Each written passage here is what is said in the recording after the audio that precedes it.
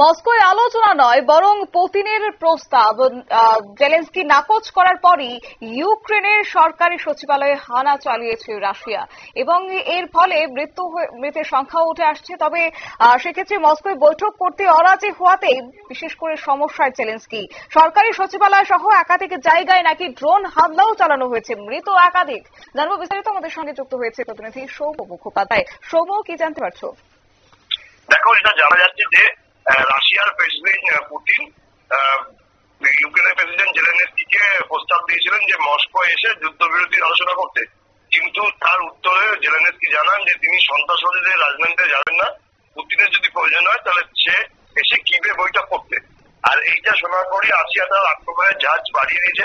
এটা জানা যাচ্ছে যে শনিবার রাত থেকে এখনো পর্যন্ত 3 বছরের বেশি সময় ধরে যে যুদ্ধ চলছে তার মধ্যে আকাশ পথে সব থেকে বড় হামলা চালিয়েছে রাশিয়া। প্রায় 1000-এর বেশি ড্রোন এবং মিসাইল নিয়ে রাজধানী কিয়েভের সরকারি সচিবালয় সহ একাধিক জায়গায় হামলা চালানো হয়েছে।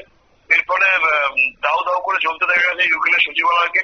যেটা জানা যাচ্ছে যে এখনো পর্যন্ত সচিবালয় প্রায় পুরো ধ্বংস হয়ে গিয়ে সেখানে প্রায় একাধিক জনের মৃত্যু হয়েছে, কিছু শিশুও আছে সেখানে। পাশাপাশি কিয়েভের বিভিন্ন জায়গায় মিসাইল হামলার ফলে প্রচুর মানুষের মৃত্যু হয়েছে। এখনো পর্যন্ত সঠিক সংখ্যা জানা যাচ্ছে না, কিন্তু রাশিয়া যেভাবে গতকাল রাত থেকে আক্রমণ চালাচ্ছে তাতে খুব শিগগিরই তারা ইউক্রেনের কিয়েভের ম্যাক্সিমাম জায়গাতেই ধ্বংসস্তূপে পরিণত করবে বলে আশঙ্কা করছে। যেটা মনে করা হচ্ছে যে সেপ্টেম্বর মাসেই রাষ্ট্রসংঘের বৈঠকে এই বিষয় নিয়ে আলোচনা হওয়ার কথা আছে। তার আগেই রাশিয়া এবং ইসরায়েল দুজনেই চাইছে গাজা এবং ইসরায়েল চাইছে গাজার যুদ্ধ শেষ করতে এবং রাশিয়া চাইছে ইউক্রেনের যুদ্ধ শেষ করতে।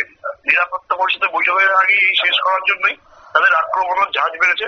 গাজাতেও যেরকম পরপর মানুষ মরছে, তেমনি একইভাবে রাশিয়ার হামলায় ইউক্রেনের মানুষ প্রচুর পরিমাণে মারা যাচ্ছে বলেই জানা যাচ্ছে। ধন্যবাদ। অর্থাৎ রাতভর রাশিয়ার ড্রোন হামলায় কিয়েভে এক শিশু সহ 3 জনের মৃত্যু হয়েছে, আহত হয়েছেন 18 জন। শুধু সরকারি সচিবালয় নয়, একই সঙ্গে বেশ কয়েকটি বহুতলে আগুনের গ্রাসে।